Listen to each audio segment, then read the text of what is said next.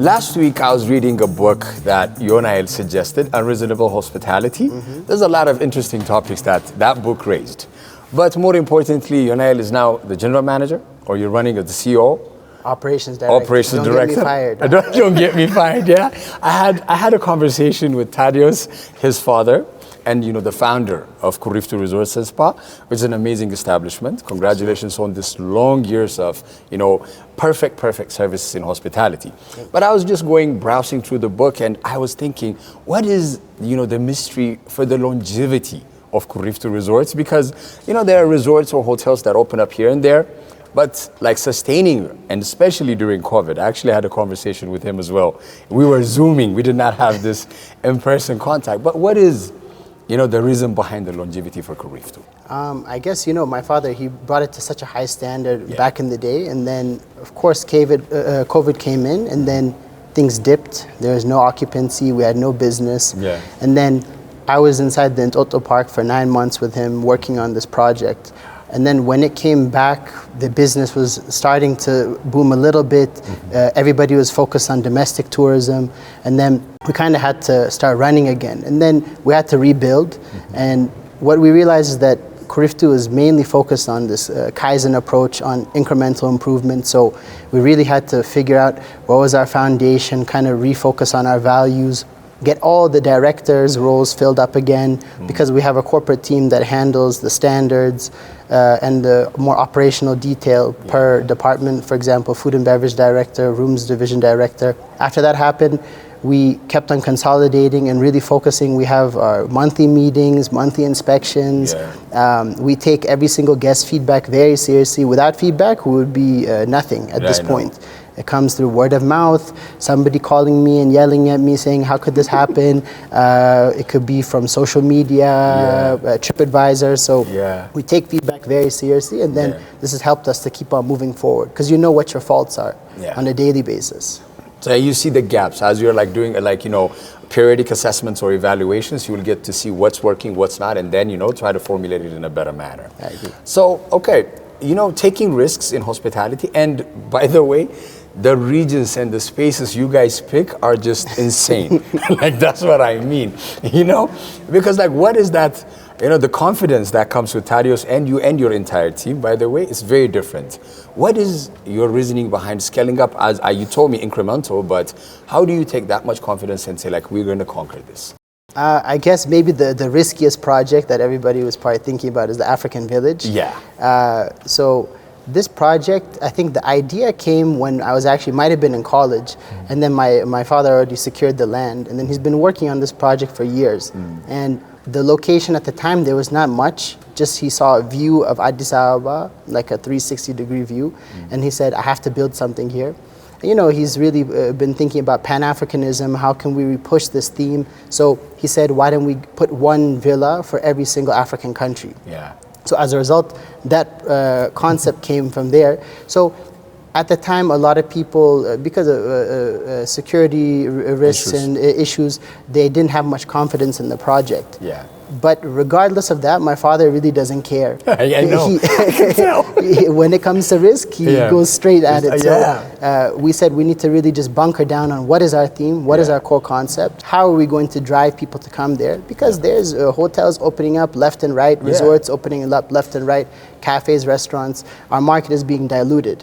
So what you have to do is the differentiation. And one of our core values is cultural integrity. So how do we make this like a presidential suite that speaks to Africans and then also celebrates Africans? Because we only have the AU Summit to celebrate the continent. The Pan-African idea or concept, you're right. So now what we've done is we've already done Kenya month, we've done South African month, where we work with the embassies and other private stakeholders or government to really fill up the rooms with decor items.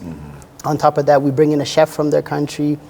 We have an a la carte menu, brunch activations, and different pop-ups. So the next country, of course, is Ethiopia, coming up this weekend. And then we have Uganda, Ghana will eventually happen in 2026. So now it's just the programming is what we're working on, but it makes it more interesting and it's a different experience every single time that you come, which is the main point of it. And I've seen the view of the city is beautiful. You know, it's like it's a panorama. Like I tried to take a picture of it with my phone, I couldn't get it through. You know, but it's a very, very beautiful view. So amazing, amazing work on that. Thank you. So as you're progressing, you know, different kinds of teams you have to select and different kind of projects. Like how involved are you, one, and like in the project selections, and what makes you like more invested in growing more, and what keeps you pushing there? So when it comes to the project selection, it's usually with our CEO. If he finds something interesting, then he'll say, let's all take a look. We'll do a site visit. Everybody will complain or they'll be on the same side. Yeah. And then if it's really the best idea, Yeah. we'll all side with him and then we'll just start. Not really based on feasibility studies and too much, you know, this and that. If it was my way, I might do some different things, but this worked this way so far. Even when it comes to expansions, it's based off of a whim, based off of a need, but not really based off of a study. So that's kind of how we jump into these new projects. And what really pushes us now to move forward is that we don't want to be irrelevant as a brand. We want to keep ourselves at this top of mind branding. We want to make sure that people see the effort that we put into it every single day. This is our bread and butter. It's not just an investment for us. You know, we want to be the pioneers for African hospitality. We want to be bringing our brand not just within Ethiopia, but outside to the continent and beyond. And for that to happen, you need to take it seriously. You need to make sure that your SOPs are intact, that your design process is intact, and that whatever project that you work on has full energy, because we have a lot of projects. So the biggest way to really go down is when you neglect your existing properties. That's why we always have to keep on improving. That's amazing. Let's end it on a personal note, because when you said with the CEO, I remember Thaddeus telling me, he's like, there's no blueprint. I think, okay, this is where it's going to be and this is where it's going to be. Yes. And from a personal perspective, me and you were having a conversation. You were telling me that right out after college, imagine you came and you had no running water. How was that experience like? Yeah, so my dad's like, I need you to feel like a part of the company. Yeah. And as a teenager, I did intern and then I did a rotation. So 1 week I was a dishwasher, 1 week I was kayak boy. I would work in the spa, not giving massages, but working on inventory. So that kind of paved the way for that. And then when we moved to Ethiopia, I was lucky to have brought 2 of my classmates from Boston University. And then we ended up living in Hora Lake on this, it was like a sample residential property that we're working on. But since it's a sample, it doesn't have water, as you mentioned. We had a tree growing through the toilets. Like, it was a very bizarre experience. Yeah. And then we only had light after 6 p.m. So we used to walk down the hill to the road. We would take a bajaj or gari to go to work. We would take showers at the pool house. And then we would take all of our food, like takeaway at nighttime at like 6 or something back. You don't want to encounter the hyenas. So that was like, how long did this last for, bro?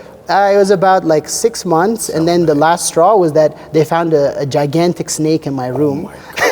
And then my mom was like, he has to come to Addis. So right now? Yeah, so then I joined the marketing department, then food and beverage, operations, and I'm here in operations now. Amazing. So what's next for Kuriftu? What are you guys planning? Lots of different things. We have Arba Minch that's going to be finalized hopefully in January. This is like 54 rooms, hydrotherapy pool, beautiful conference facility. The massage rooms are individual villas, even the hammam, the gym. Might have like a small water feature as well for the kids.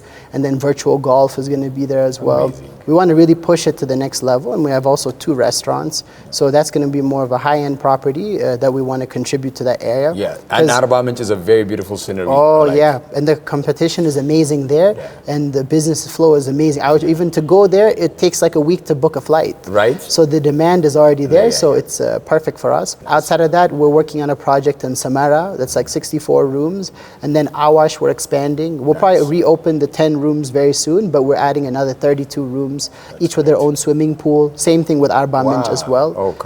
Because we want people to also enjoy their private spaces. So that's what's up. Other than that, everything else is hush hush for now. He's not spilling the beans. Well, so thank you, Yonael. Thank you for your time and good luck. Thank you. Bye.